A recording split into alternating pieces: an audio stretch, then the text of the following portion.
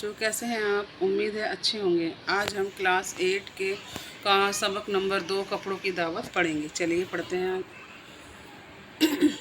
बहुत ज़माना गुजरा, किसी गांव में एक गरीब शख्स रहता था। इसका नाम नसरुद्दीन था। वो बहुत अक्लमंद और खुश मिजाज था। वो सादा ज़िंदगी गुजारता था। उसे दुनिया की किसी चीज़ की परवाह नहीं थी। एक शाम नसरुद्दीन अपने खच्चर पर सवार घर लौट रहा था। यानी कि एक दिन की बात है, शाम के वक्त वो खच्चर पर सवार अपने घर पर आ रहा था। रास्ते में उसे अपना एक पड़ोसी मिला।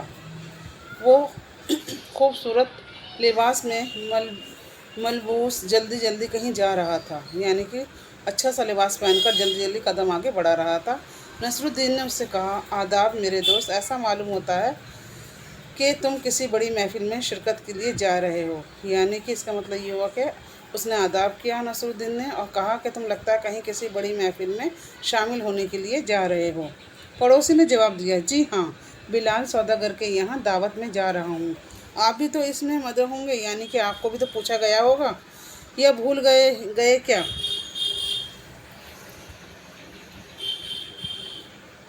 ओ, मैं तो बिल्कुल ही भूल गया था। नसरुद्दीन बोला, मैं तो बिल्कुल भूल गया था। खैर कोई बात नहीं, मैं अब इसी हालत में दावत में जाता हूँ।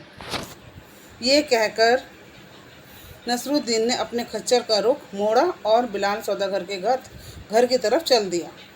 वो खुशी खुशी बिलाल के घर में दाखिल हुआ। वहाँ उसके बहुत से दोस्त मौजूद थे। यानी कि नसरुद्दीन जब बिलाल सौदागर के घर दावत पर गया तो वहाँ उसे बहुत से दोस्त नज़र आए। नसरुद्दीन ने उनसे बात करने लगा, लेकिन सारे दोस्त उसे नज़रअंदाज कर रहे थे।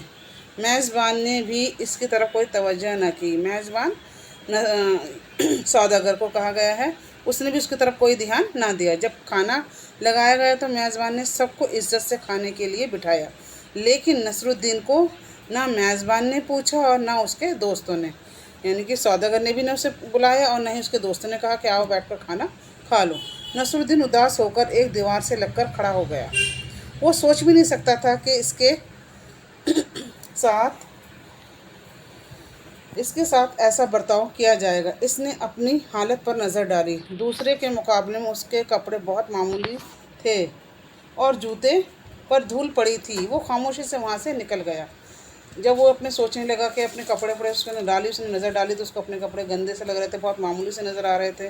और वो और अपने जूतों पर धूल देखी तो वो खामोश वहाँ से निकल गया। घर आते ही उसने मुंह हाथ धोया। नसरुद्दीन अपने घर आया, फिर उसने अपने हाथ मुंह धोए, अपना बेहतरीन लिबास निकाल कर पहना और दोबारा घर की तरफ रवाना हुआ। यानी कि वहाँ चला गया दोबारा। वो जैसे ही घर में दाखिल हुआ, हर शख्स की नज़र उसके ज़र्क बर्क लिबास पर पड़ने लगी। ज़र्क बर्क लिबास मतलब चमकीला लिबास उसने जो पहन रखा था, खूबसूरत, उस पर सबकी निगाह जाने लगी। बिलाल सौदागर भी उसे देखता रह गया। उसने आगे बढ़कर नसरुद्दीन का इस्तकबाल किया। यानी कि जब पहले गया तो वो मामूली लिबास पहना हुआ था, लेकिन अब उसने अच्छा सुंदर सा लिबास पहना है तो सब उसको देखने लगे। और बिलाल सौदागर भी उसके इस्तकबाल यानी कि उसका आवभगत करने लगा। उसे सबसे अच्छी जगह पर बैठाया और उम्दा खाना पेश किया। अब हाल ये था कि हर शख्स नसरुद्दीन से बात करने की कोशिश कर रहा था। जब पहले आया तो कोई उससे बात नहीं कर रहा था, लेकिन अब उसके लिबास को देखकर सब उससे बात करने की कोशिश कर रहे थे। नसरुद्दीन ने काप में से एक बोटी उठाई और उसे मुंह में रखने की बजाय शेरवानी की जेब में रख लिया। अब नसरुद्दीन यहाँ क्या कर रहा, खुद खाने की बजाय उसने एक डिश होती है उसमें से एक बोटी उठाकर उसे मुंह में न रखकर शेरवानी की जेब में डाल लिया। दूसरा लुकमा इसने आस्तीन में डाल लिया और दूसरा लुकमा लिया जब रोटी का दूसरा टुकड़ा तो उसको आस्तीन में डाल लिया। इस तरह उसने अपने कपड़ों को खाना खिलाना शुरू कर दिया। बिलाल सौदागर ने नसरुद्दीन की इस अजीब हरकत को देखा। बिलाल सौदागर नसरुद्दीन की ये जो देख रहा था, वो क्या ऐसे हरकत कर रहा है, वो परेशान हो गया। इसने गुस्से से कहा, किसने कहा, सौदागर ने, ये क्या मजाक है, मुझे ऐसी बदतमीज़ी बिल्कुल पसंद नहीं। तुम कपड़ों को क्यों खिला रहे हो। नसरुद्दीन ने बिलाल की तरफ मुस्कुराकर देखा और कहा, तुमने खाने पर मुझे नहीं, मेरे कपड़ों को बुलाया था। मैं जब मामूली कपड़े पहनकर आया तो मुझसे किसी ने बात भी ना की, लेकिन अब ये कीमती कपड़े पहनकर आया हूँ तो हर शख्स खातिर मदरात कर रहा है, यानी कि मेरी जो है खातिर तवज्जो कर रहा है।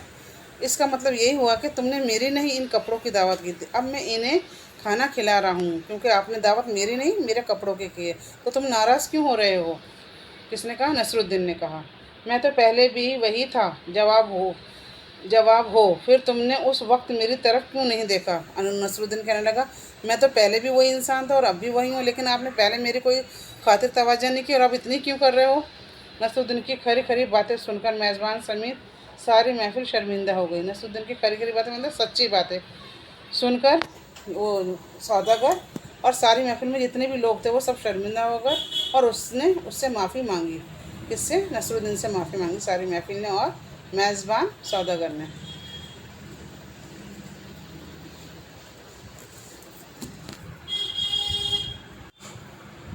उम्मीद है आपको ये सबक समझ आ गया होगा, और अगर समझ आ गया है तो आप इसको लाइक और शेयर करना ना भूलें। शुक्रिया।